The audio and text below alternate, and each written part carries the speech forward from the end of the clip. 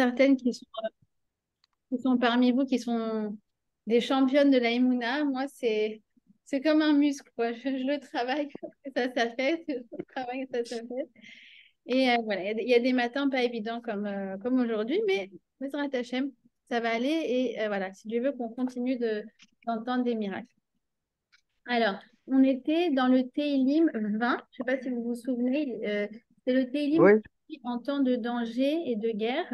C'est d'ailleurs oui. très, très recommandé de le lire en ce moment.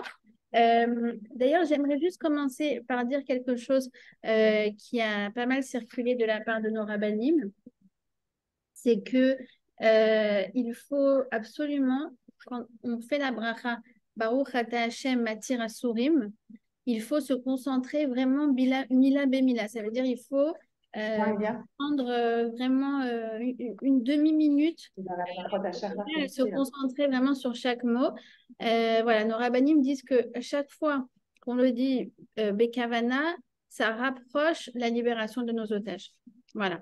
Et évidemment aussi Ok. dans la Hamida, pour celles qui font la Hamida, alors, Somer Nofelim, Veroferolim, ou Matir Asurim, ces trois choses-là, on a vraiment besoin de les dire avec beaucoup de ferveur. Somer Nofelim, on sait c'est quoi un Nophel. Un Nophel, c'est Dieu préserve un soldat qui tombe. Donc, non, non, non, Somer Nofelim, on ne veut aucun soldat qui tombe. Rofer c'est ceux qui sont à l'hôpital. Euh, donc, il faut se concentrer sur Rofer Cholim pour la Refoua Shelema et Matir Asurim, donc c'est pour les otages. Voilà, moi, je n'avais pas, en vérité, j'avais pas pensé à ça et je le disais bah, comme à Là, chaque fois, c'était. des fois concentré, des fois pas concentré. Mais non, il y a une vraie, vraie importance d'avoir une réelle kavana lorsqu'on Et, dit ces trois mots. Joy, d'ailleurs, le Rav, il a ajouté dans ce Matiratori, il a dit quand on se concentre, il faut dire Akadosh Baruch Ata, Ata Matsata Otam Bashavim, c'est toi qui les as mis. Rakata Yakol, Nahon. les Exactement, vous Otsiotam. avez Et complètement c'est raison. il a dit cette phrase, Nahon. c'est Kavana. Oui, c'est une kavana qu'il faut avoir absolument. Ils ne sont pas prisonniers entre les mains du Hamas, ils sont prisonniers entre les mains d'Akadosh Baruch. Voilà. S'ils sont Il prisonniers faut plus dire entre le ses mot mains à lui, otage. entre guillemets, c'est bon signe parce que voilà, il suffit qu'ils le décident en une fraction de seconde. Alors ils vont être libérés. D'ailleurs, je vais commencer, mais vous me rappellerez que je dois vous raconter une histoire à propos d'une prise d'otage et de Baba Saleh. Mais on va le faire dans le cours de notre étude parce que si on commence pas maintenant, on va pas commencer. Voilà, on s'était arrêté au verset numéro 6 où en fait on faisait référence à Nidgol. Nidgol, c'était, on disait qu'on allait brandir le drapeau. Et vous vous souvenez, en fait, c'était celui qu'on brandit en tant qu'armée d'Hachem, on avait parlé de ça, qu'on le fait en avant, c'est-à-dire qu'en fait, on se projette déjà notre victoire, ce qui accélère notre victoire. Et j'aimerais donc rajouter une troisième idée par rapport à cette idée donc de Nidgol, de ce dégel, de ce drapeau. La notion de drapeau dans le judaïsme fait toujours allusion à la diversité du peuple juif. Vous savez, par exemple, quand on campait dans le désert, on était 12 tribus et chacune avait son drapeau. D'accord? Donc, c'est quand on est unis, alors être unis, c'est quoi? C'est pas qu'on se ressemble tous, c'est pas être uniforme. Unis, c'est garder notre drapeau, notre spécificité. Mon drapeau, ma manière d'être, ma manière de voir les choses n'est pas la même que la tienne. Chacun a son unicité, chacun a ses spécificités. Et Hachem ne nous a jamais demandé de gommer nos différences, mais de vivre dans l'union, dans l'acceptation de l'autre. D'accord? Et ça, évidemment, que c'est évidemment la clé de la victoire. D'accord? Je vous ai sûrement déjà raconté dans ce cours du dimanche ce que dit la Gemara à propos de l'armée de Achav et de David. Oui? Oui? Non, Non? Bon, j'ai dû la raconter au moins non. 4 fois depuis, depuis les événements, mais c'est pas grave. Il faut vraiment l'entendre. C'est la Gemara qui le dit. Elle dit que à l'époque de David, il y avait des néphilotes. Des néphilotes, donc ce sont des combattants qui tombent au combat. En revanche, à l'époque de Achav, Achav c'était un roi, donc un des rois d'Israël. Vous savez, il y avait deux, à l'époque où il y avait deux royaumes, le royaume de Judée et le royaume d'Israël. Et Achav, c'était un roi très, très, très impie. Vous savez, sa femme, c'était Isével, Jézabel en français. Et c'était des gens qui torturaient nos rabbinim, voilà. Et en fait, à l'époque de Achav, eh bien, bizarrement, il n'y avait aucune néphilote. Il n'y avait aucun soldat qui tombait au combat. Et plus que ça, on dit que Achav est un des seuls rois qui a conquis toute la planète. Alors, la Gemara, elle dit, je comprends pas. À l'époque de David, excusez-moi, j'arrête juste les... Voilà. À l'époque de David, c'était tous des grands Talmidei Chachamim, des gens qui étudiaient la Torah, des gens qui étaient versés dans la Torah. Et à l'époque de Achav, bien, Achav, il avait veillé à mettre une idole dans chaque rue. D'accord? Et il obligeait les Juifs à se prosterner devant les idoles. Donc, c'est pour dire à quel point le niveau était tombé très, très bas. Alors, je ne comprends pas. À l'époque de David, où c'était des grands tzadikim, il y avait des victimes, et à l'époque de Achav, il n'y en avait pas. Et la Gemara dit oui. Oui, parce qu'en fait, Achav, ils étaient dans la hardoute. Ils étaient dans l'union, dans la fraternité, et il n'y avait pas de lachon hara entre eux, contrairement à l'armée du roi David.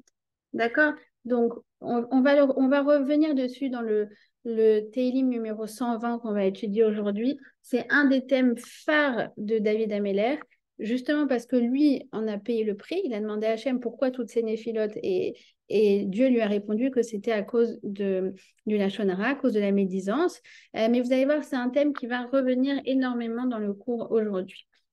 D'accord? Alors, encore une dernière chose par rapport à ce Nidgol, ce Dégel. Eh bien, il faut savoir que il y a le Eben Ezra. Le Eben Ezra, donc Eben Ezra, c'est un Rishon. C'est quelqu'un qui a vécu à l'époque de Rachi, d'accord? Il était en Andalousie en XIIe siècle. Et comme tous les grands Rishonim, c'était pas seulement un rave et un commentateur, mais c'était aussi un astronome, un mathématicien, un philosophe, etc. Eh bien, il dit dans ce Nidgol, lui-même, lui, Ibn Ezra, il prophétise une grande victoire en Israël dans les temps futurs, où en fait on va avoir la même chose qu'à Hanouka, une poignée d'hommes qui constituera l'armée d'Israël va mettre en défaite des dizaines de milliers de nos ennemis. D'accord? Alors c'est incroyable de voir qu'il a écrit ça au XIIe siècle. D'accord? Alors est-ce qu'il prophétisait la victoire de 48 ou celle de 67? Je ne sais pas.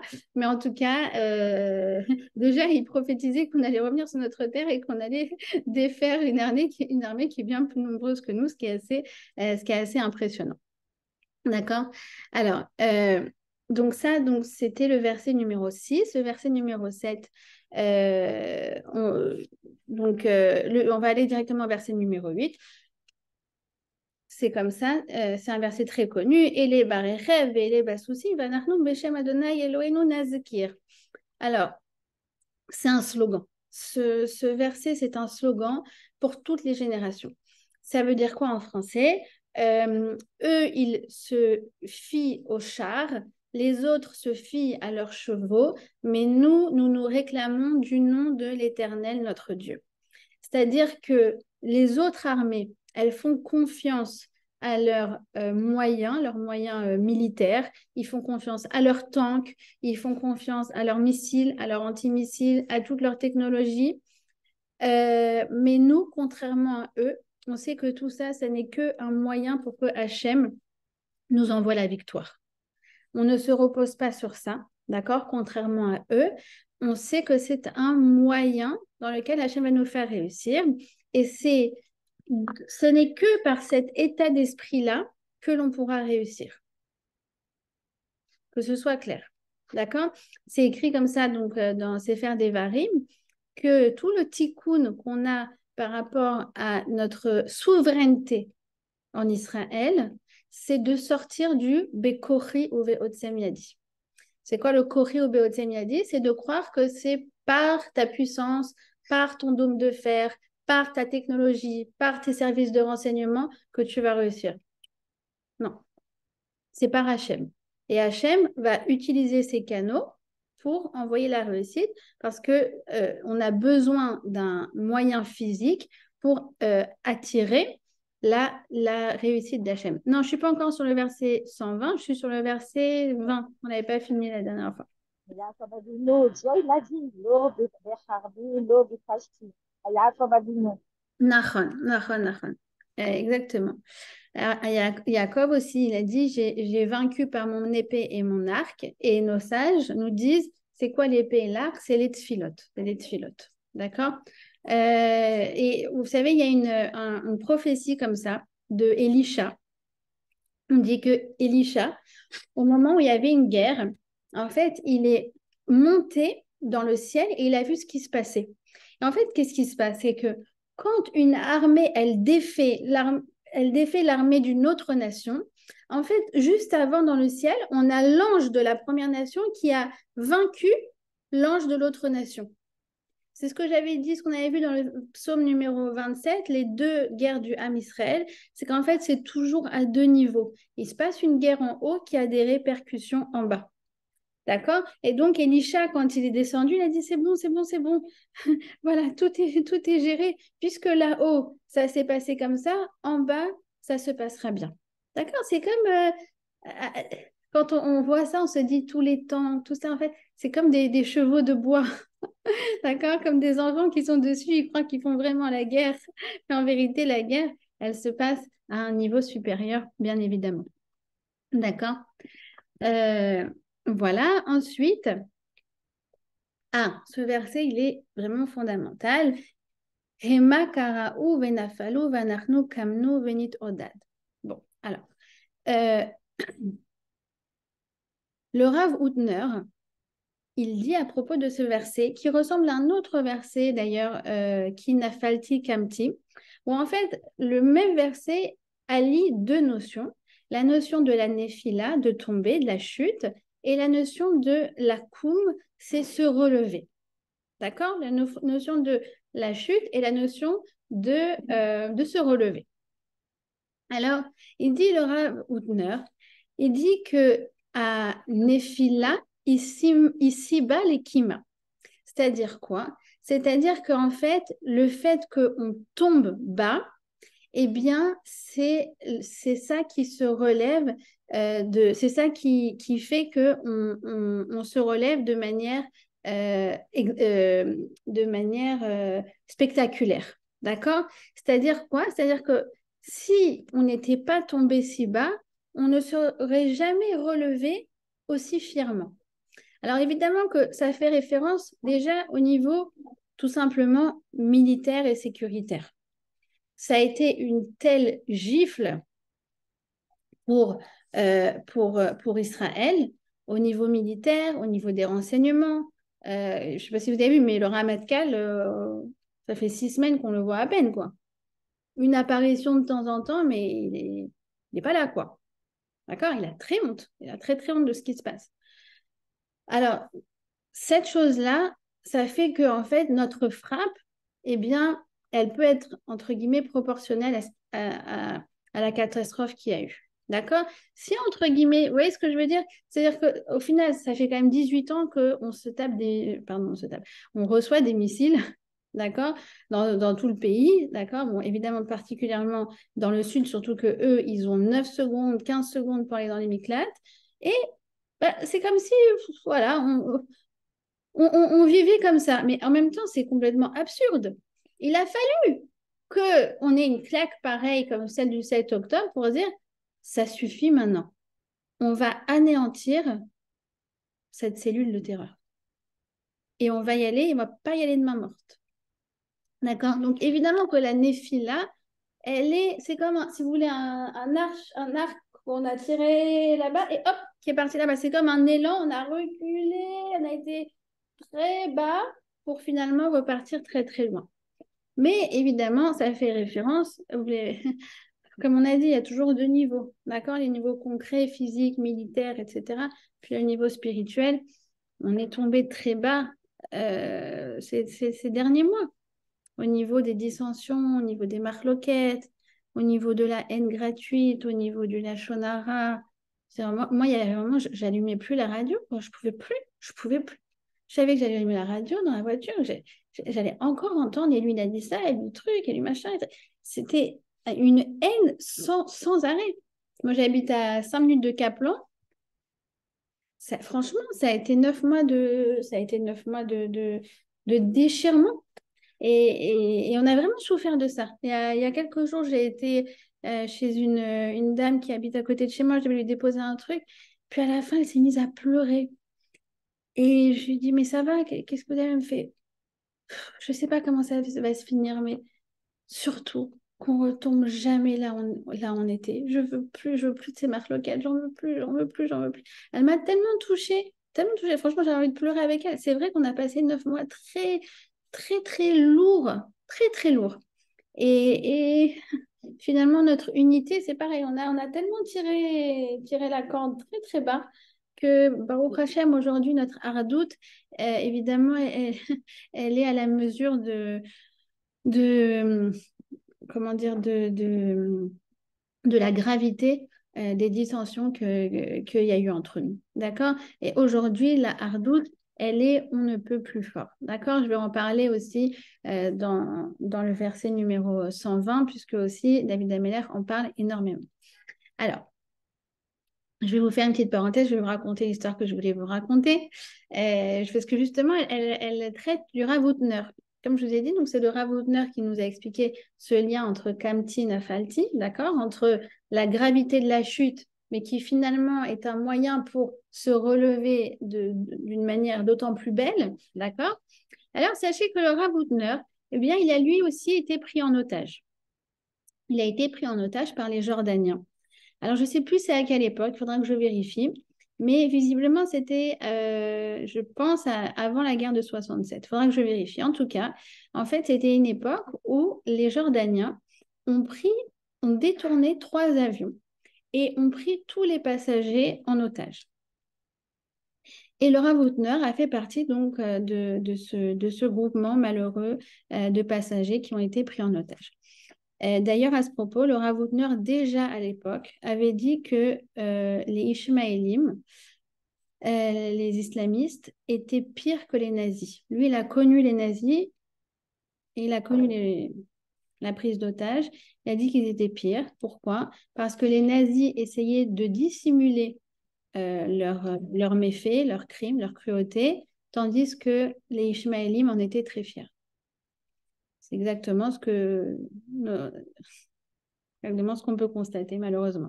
En tout cas, alors qu'est-ce qui s'est passé? Eh bien, c'est que la communauté du Rav Hutner, vous savez, Rav Hutner, celui qui a écrit le Pachad Yitzhak, c'est un commentaire très connu sur le Chumash, eh bien, il avait une communauté, il était aussi rabbin d'une synagogue, et donc les fidèles de la synagogue étaient vraiment terrifiés, et puis ils voulaient absolument, absolument faire quelque chose pour libérer leur Rav. Ils ont donc été voir Baba Saleh. Alors non, du coup, s'ils étaient voir Baba Saleh, c'est après 67, parce que je ne sais pas quand est-ce qu'il est venu s'installer à Netivot. Mais voilà, du coup, ça va vous donner à peu près la période. En tout cas, ils ont décidé d'aller voir Baba Saleh pour lui demander une bracha.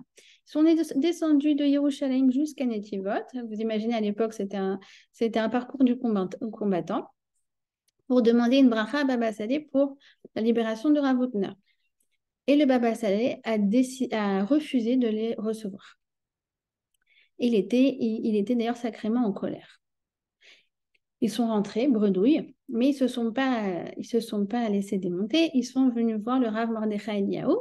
Et le Rav Mordechai Eliyahu était connu pour être proche de Baba Saleh. Vous savez que Baba Saleh a sauvé la vie de Rav Mordechai Eliyahu, d'ailleurs, entre parenthèses. En tout cas, quoi qu'il en soit, ils viennent voir le Rav Mordechai Eliyahu. Ils disent, s'il te plaît, on sait que toi, tu es proche de Baba Saleh. Viens nous intercéder en notre faveur pour qu'il nous reçoive. Il a refusé de nous recevoir. Qu'à cela ne tienne, ils reprennent la route et ils retournent à Netivot. Et le Rav Mordechai Eliyahu dit, est-ce que tu peux recevoir mes amis? Ils sont en manque de leur Rav. Ils veulent absolument que tu pries pour la libération de leur Rav qui a été pris en otage. Et Baba Saleh a dit, voilà pourquoi je ne voulais pas les recevoir. On ne prie pas pour un, on prie pour tous.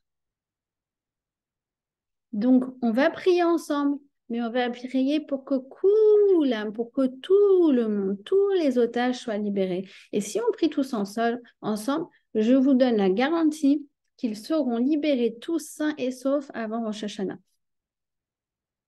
Et c'est ce qu'ils ont fait. Et ils ont reçu la bracha de Baba Saleh. Et en fait, qu'est-ce qui s'est passé? C'est qu'il y a eu quelque chose de miraculeux qui s'est passé, où les Jordaniens ont été pris ils ont été pris à défaut sur la communauté internationale. Et tout d'un coup, ils ont dû montrer patte blanche. Et donc, en une matinée, ils ont décidé de relâcher tous les otages qui sont tous rentrés sains et saufs à la maison. Et ça s'est passé quand? Ça s'est passé la veille de Rosh Hashanah. D'accord? Donc, Amen tous, il pour faut les prier pour saluts. tous. Amen et amen. Bezrat Hashem. Et Bezrat Hashem, ils vont tous sortir sains et saufs. D'ailleurs, si vous voulez, j'ai la liste des noms de tous les otages. Justement, je me suis dit, après cette histoire, je me suis dit, en fait, il faut tous. Donc, du coup, j'ai réussi à les récupérer. Donc, si vous voulez, je vous l'enverrai. Voilà. Et pourtant, Joy, on nous dit de prendre un soldat. On Oui, prie pour mais tous les soldats, c'est mais on nous dit comme on dit, tous pour un et un pour tous. D'accord? Mais en gros, c'est l'idée, c'est pas, euh, comment dire, dans nos prières, on veut inclure tout le monde. Voilà, c'est ça le principe. D'accord? Euh, alors, tu sais quoi? Attends, je te raconte une histoire justement. c'est comme vous savez, les diplomates disent libérer les Italiens. Ça veut dire quoi, libérer les Italiens? Je comprends pas. C'est quoi cette. Vous voyez ce que je veux dire? Donc, pareil, on veut pas, on veut tout le monde. D'accord? On nous dit de Eh prier bien, pour un justement, seul Joy, je vais te raconter une histoire qui va tout passer justement pour les soldats. Il y a un Talmud Chacham de la Shiva qui est parti voir un soldat qui est blessé. Et le soldat qui lui dit, Alain, tu peux t'arrêter s'il te plaît? Je peux pas. Je dis, Brian, et puis le soldat qui lui dit, mais quand tu es venu me voir, mais toi, tu n'es pas soldat. Et je dis ça au Talmud Chacham. Le Talmud Chacham lui dit, mais moi, je suis un soldat. Toi, tu te bats Ah avec tes oui, armes, j'ai et moi, entendu. Ouais, j'ai entendu. je prie. Alors, il lui dit, justement, je fais une heure de suite pour un soldat. Oui, Alors, le oui. soldat lui dit, ah bon, c'est qui ce soldat? Tu la connais? Et il Ouais, m'a j'ai dit, entendu. J'ai ok, entendu se retrouver dans la chambre d'hôpital et il a dit, mais si, moi je prie voilà. les soldats et j'ai un nom d'ailleurs et c'est sur lui que je me concentre à chaque fois que j'étudie, à chaque fois que je prie. Et en fait, il s'avère que c'était le blessé à Et qui le il jour a où été. il a raté l'heure d'étude, c'est là où il a été blessé. Tout à Alors, fait, donc, tout tu à vois fait, que tout à fait. Voilà. Et il y a Cathy qui dit de bien dire Mathira Sourim dans les brachot. Je l'ai dit en tout début de cours, effectivement. D'accord? Et donc, on va terminer.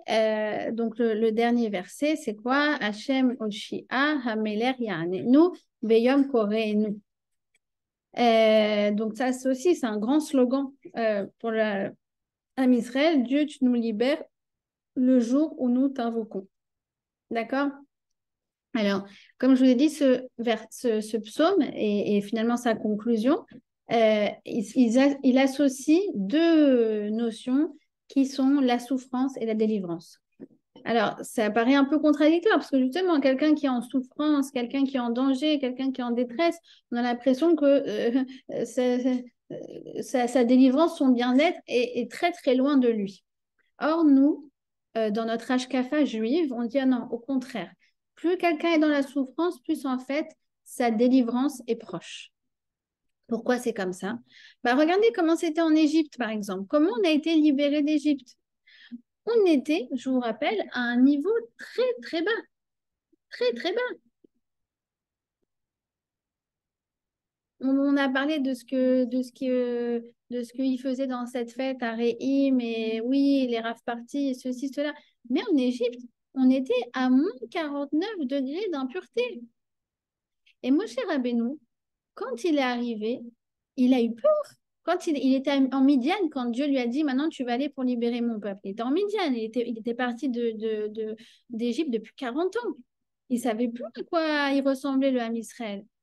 Il est arrivé, il a dit, mais c'est ça, c'est l'homme Israël, le Hamani frère, le peuple élu, Mamlechet Kohanim, la nation sainte, c'est ça?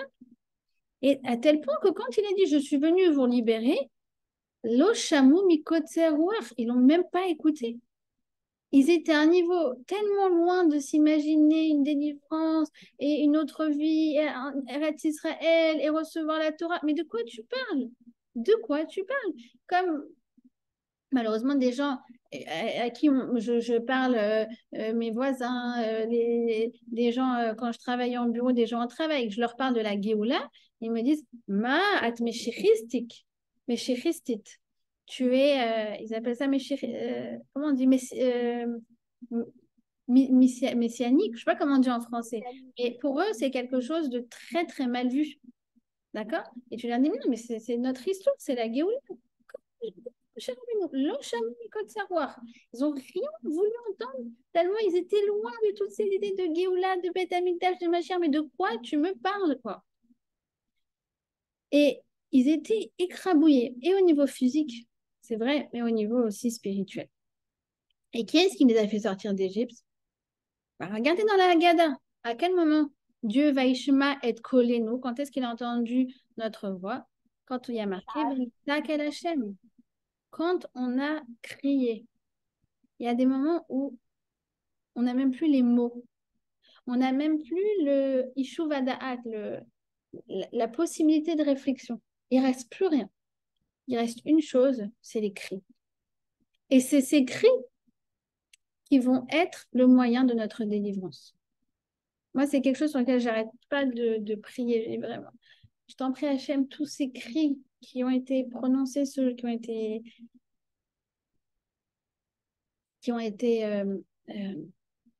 sont sortis ce jour-là. Écoute-les. Écoute-les et fais un miracle et une délivrance à la hauteur des cris que tu as entendus. C'est très, très puissant. Parce qu'il n'y a que les Juifs pour penser ça. Dans toutes les autres nations, c'est la catastrophe, c'est la déprime, c'est le désespoir. Non, non, non, nous on dit plus on est tombé bas, plus d'aller de délivrance à les proches. D'accord? C'est ce qu'on voit aussi d'ailleurs dans le, je ne sais pas si on l'étudiera un jour, mais le Télim Kaf Bet, le Télim qu'a écrit Esther Amalka. Encore une fois, il y a Marc Loquet, c'est David Ameller qui l'a écrit ou Esther Amalka, mais bon, peu importe. En tout cas, elle dit Ayelet HaShachar. C'est quoi Ayelet HaShachar? Shachar, c'est l'aube. En fait, l'aube arrive au moment où l'obscurité est la plus intense. Et ça, c'est très paradoxal. Pourquoi? Parce qu'en fait, plus tu tombes dans l'obscurité, plus en fait tu te rapproches de la lumière. D'accord?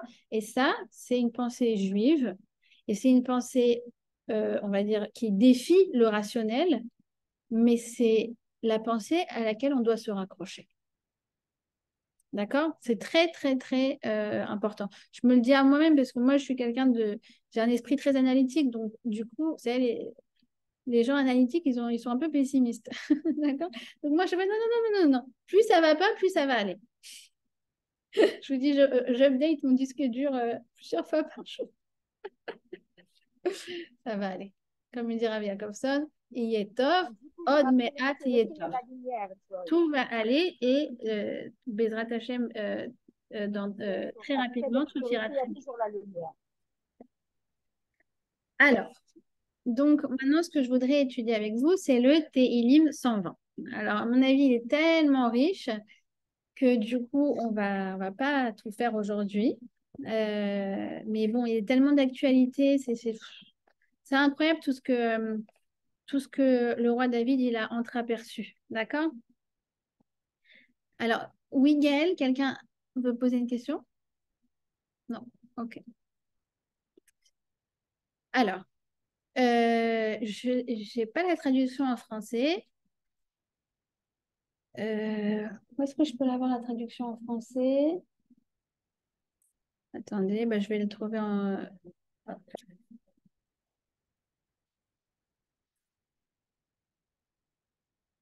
Voilà. Alors, donc, Shir Amalot, El Hashem, Betsarata li karati veyarneni. Cantique des degrés, on va expliquer ce que ça veut dire.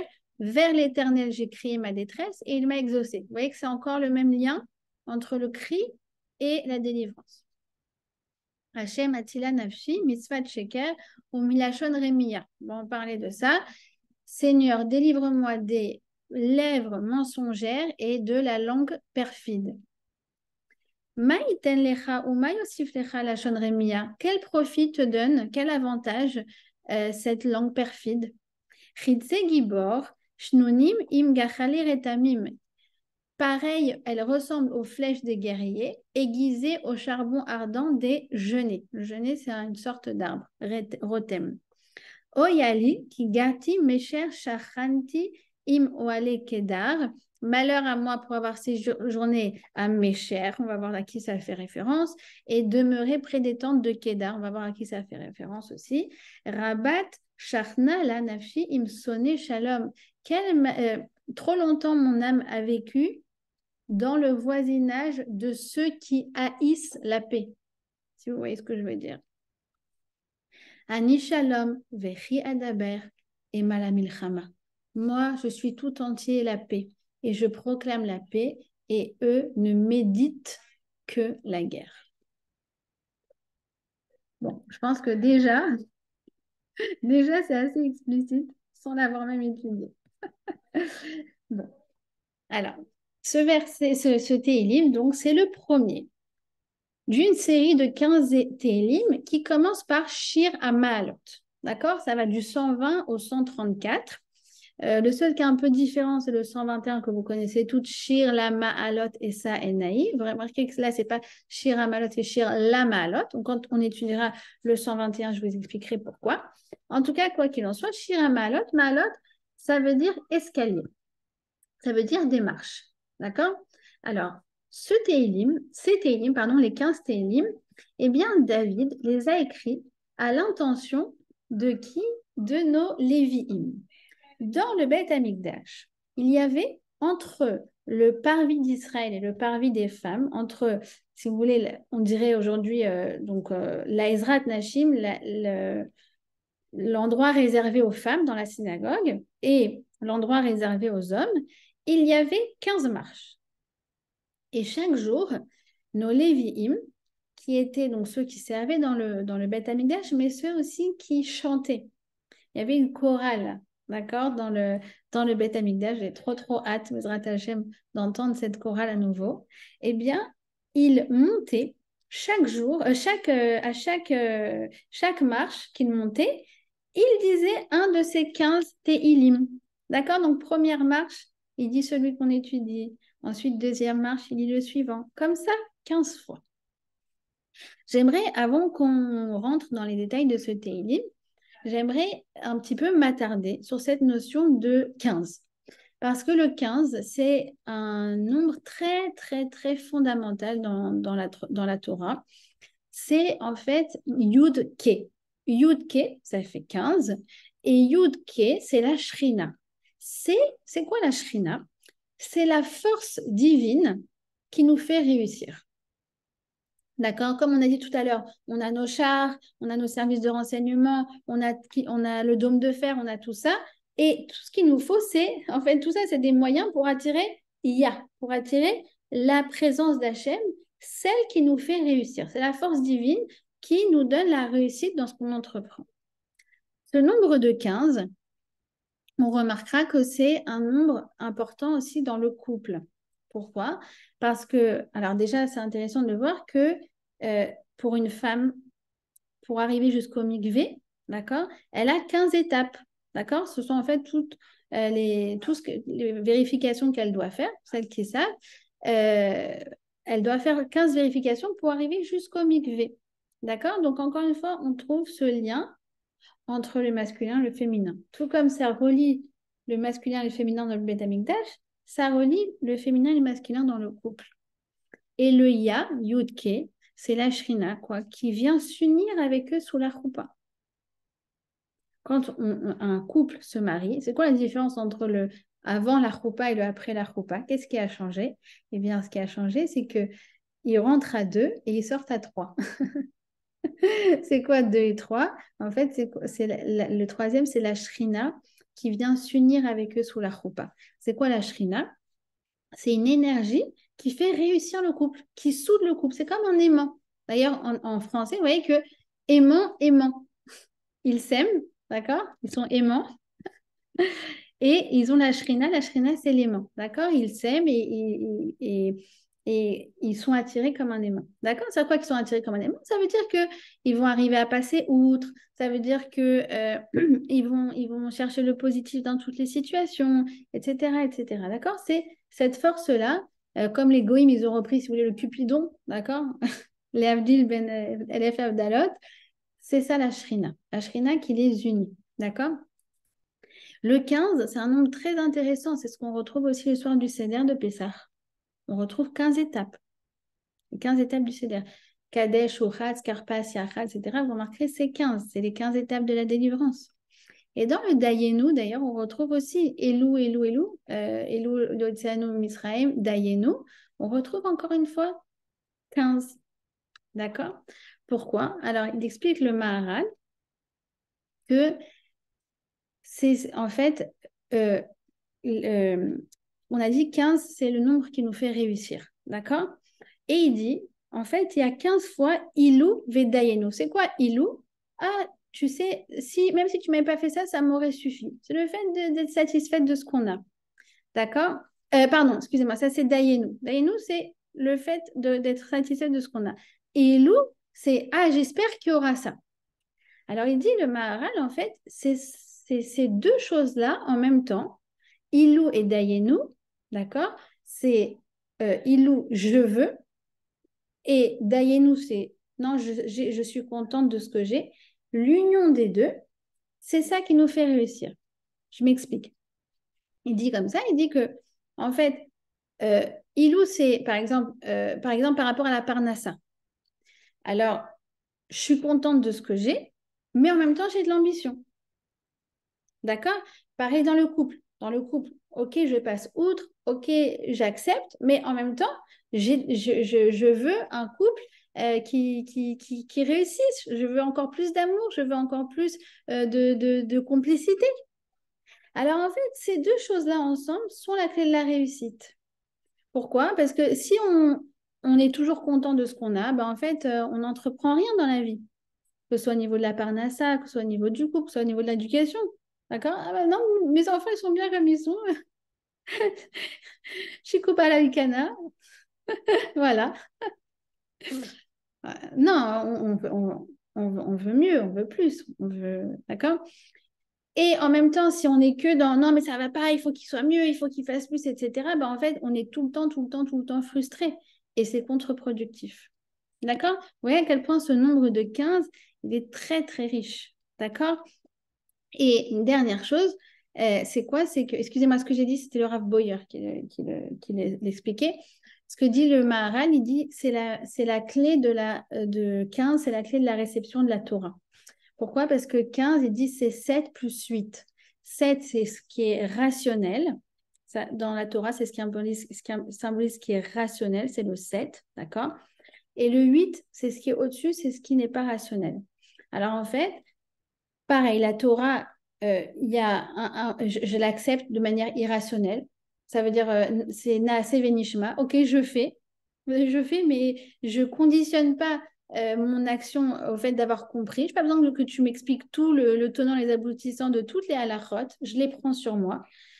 Ça, c'est la force du juif. Et en même temps, le 7, c'est essayer de comprendre, essayer de rendre les choses sensées, essayer de comprendre pourquoi cette Torah elle est bonne pour nous. C'est le nishma. D'accord? Donc, vous voyez que ce 15, c'est un nombre dans le judaïsme, en fait, c'est le secret au niveau, j'ai envie de dire, kabbalistique, d'accord? C'est le secret de toute la force, de toute la réussite. D'accord? Alors, on commence. Shira malot el Hashem betzaratali kerati ve'yaneni. Donc, j'ai appelé l'Éternel dans ma détresse et il m'a exaucé. Alors, c'est intéressant de voir que David Ameller, il parle de sa détresse. Mais David Ameller, il a eu plein de malheurs. D'accord? On a déjà vaguement parlé dans le premier cours, mais il a été poursuivi, pourchassé par son beau-père. Il a été, il a son fils Son fils a fait un coup d'État contre lui et a fomenté une révolte et cherchait à le tuer. Pendant toute sa jeunesse, il a été la risée de toute sa famille. Enfin, vraiment, il y a marqué dans le Zohar d'ailleurs qu'il n'a pas eu un jour sans malheur, David. Et bizarrement, au lieu de dire tsarotai, mais malheur, il utilise le mot tsarata, ma détresse. Pourquoi? Parce qu'il dit, je veux chercher la cause de tous mes malheurs. Et ensuite, qu'est-ce qu'il va parler? Il va parler de Lachon Rémia.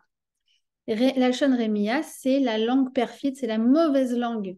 Il dit la source de toutes les détresses, de tous les conflits, de tous les malheurs, c'est la mauvaise langue. C'est le Lachon Hara, c'est le plus destructeur dans nos vies. Et on le sait.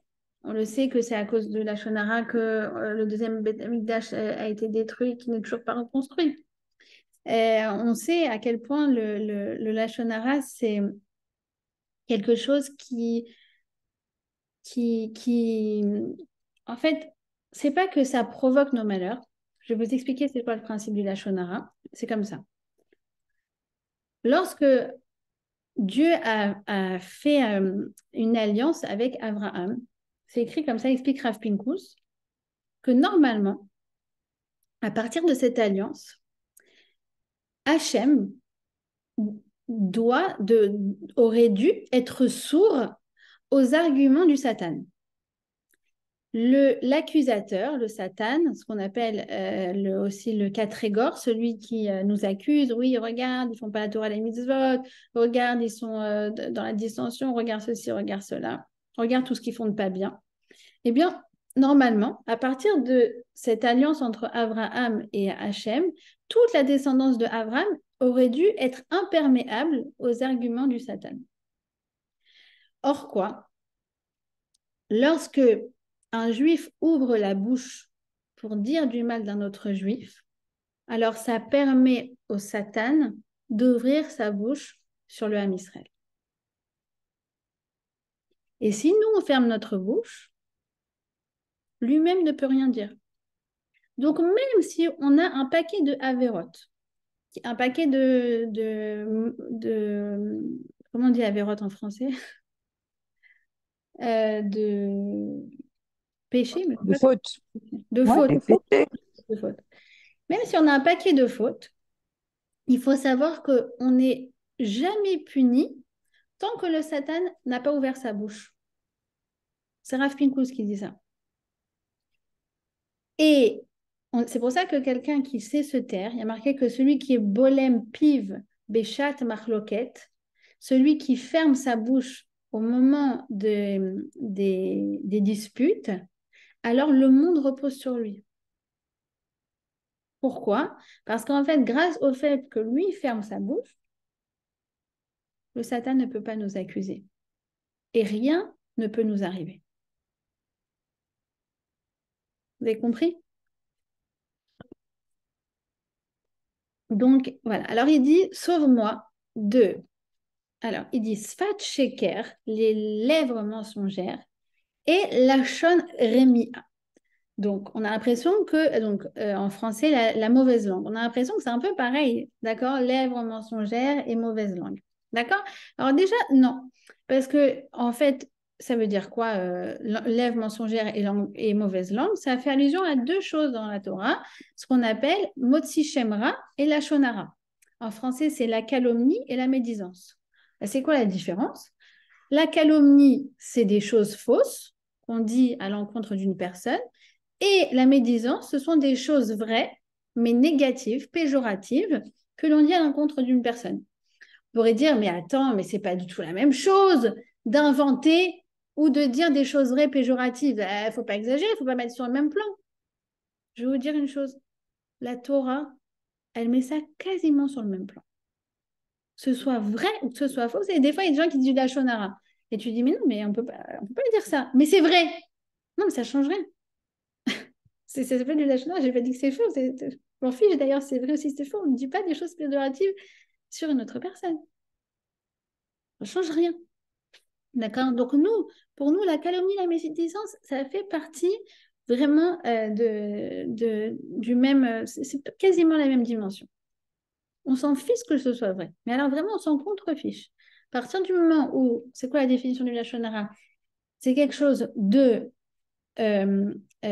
péjoratif ou préjudiciable, d'accord? C'est quoi péjoratif? C'est de dire quelque chose de négatif. Et d'ailleurs, il faut faire attention parce que des fois, des choses que nous ne paraissent pas forcément négatives, mais qui le sont, à l'oreille de celui de notre interlocuteur. Je me rappelle une fois, par exemple, il y avait une personne qui m'a dit, ah oui, ces gens-là, ce sont des idéalistes. Alors pour moi, quelqu'un d'idéaliste, c'est pas forcément positif. Moi, pour moi, il est idéaliste. C'est quelqu'un qui a pas les pieds sur terre. Et après, je me suis dit, mais elle disait ça en positif pour me dire que c'est des gens idéalistes, positifs, etc. Mais moi, si vous voulez, ma sensibilité à moi, c'était quelque chose qui n'était pas positif. D'accord? Pour dire que, voilà, il faut faire attention à ce qu'on dit. D'accord? Donc ça, c'est quelque chose de donc, péjoratif, d'accord? Et préjudiciable. Et bien, préjudiciable, c'est quelque chose qui pourrait causer un tort à mon prochain. Alors, le grand exemple du Chafetz Chaim, c'est quoi? C'est de dire, ah, mais ces gens-là, ils sont tellement généreux, ils adorent recevoir à Shabbat, etc., etc. Bah, du coup, ça va attirer, entre guillemets, les piques-assiettes. D'accord? C'est l'exemple qui donne le Chafetz Chaim. Alors, Moti Shemra, oui. Ok, alors, donc, il dit, David Ameller, en fait, il fait deux demandes. Il dit, d'abord, je ne veux pas, protège-moi du Lachon Hara, que moi, je n'en dise pas. Il y a d'ailleurs une très belle prière qui a été composée par le Chafetz Chaim, qu'on peut dire même tous les jours. Il y avait une époque où je la disais tous les jours, mais ça fait longtemps que je ne l'ai pas ressortie. Elle était accrochée chez moi avant. C'est pour demander à Hachem de nous protéger, de ne pas dire du Lachon Hara. On tombe tellement facilement dedans. Tellement facilement dedans. Et d'ailleurs, entre parenthèses, je vais vous dire une chose. Il dit, Rabbi Yaakovson, moi, ça m'a fait beaucoup de bien d'entendre ça. Il dit, ne croyez pas, je parle de gens comme vous, comme moi, qui essayons de nous travailler, d'accord? Qui avons certaines ambitions spirituelles et qui avons une certaine sensibilité, d'accord? Qui ne sommes pas parfaites, hein, peut-être vous, mais pas moi en tout cas. Il dit, la plupart du temps, quand vous dites du Lachon Hara, il s'adresse à nous, d'accord? Il dit, votre intention n'est pas de nuire à ceux dont vous parlez.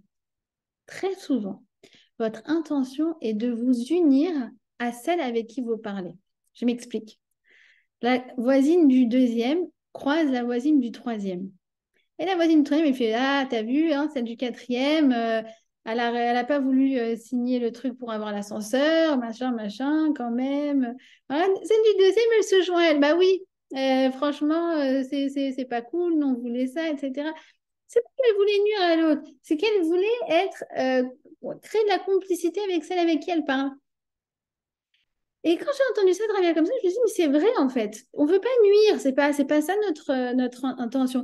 Mais c'est vrai que quelqu'un qui parle, bah, finalement, tu tombes toi-même facilement dans ce travers-là, tout simplement parce que bah, tu te joins à la conversation et du coup, bah, cette personne-là, qui devient, entre guillemets, notre adversaire dans la conversation, fait que nous deux qui parlons, nous nous sentons plus proches. C'est incroyable, hein? Enfin, moi, j'avais trouvé ça personnellement incroyable. Et du coup, voilà, bien sûr que ça nous réduit pas notre vigilance, le degré de vigilance qu'on doit avoir, mais aussi, comment dire, ça fait qu'on ne va pas en plus s'accabler, s'affliger. Pourquoi j'ai dit ça? Pourquoi je suis une méchante personne? Ça... Non, je ne suis pas une méchante personne. Je suis une personne faible qui est tombée dans les filets de conversation de couloir ou de palier ou de ce que vous voulez ou au travail aussi. Malheureusement, c'est comme ça. Ça, j'ai vécu ça aussi beaucoup au travail. Et il faut faire attention à ça. D'accord? Donc, il demande que lui-même, il ne dise pas du Lachon Hara. Et deuxièmement, qu'il ne souffre pas des calomnies qui circulent sur lui. D'accord? Alors, le Rav Zamir Cohen, il pose la question, il dit, c'est quoi la différence entre Sfat Sheker et Lachon Remia?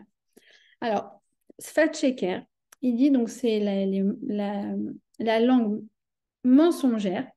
Il dit, c'est des choses qu'on dit sur toi, mais en retour, tu peux te défendre et dire que c'est faux et le prouver.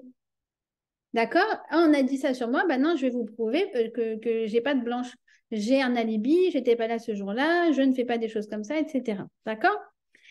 Ça, c'est en fait la calomnie. Bah, finalement, parfois, c'est plus facile de s'en défaire. Il dit, c'est quoi le deuxième, la Rémia? C'est les hypocrites.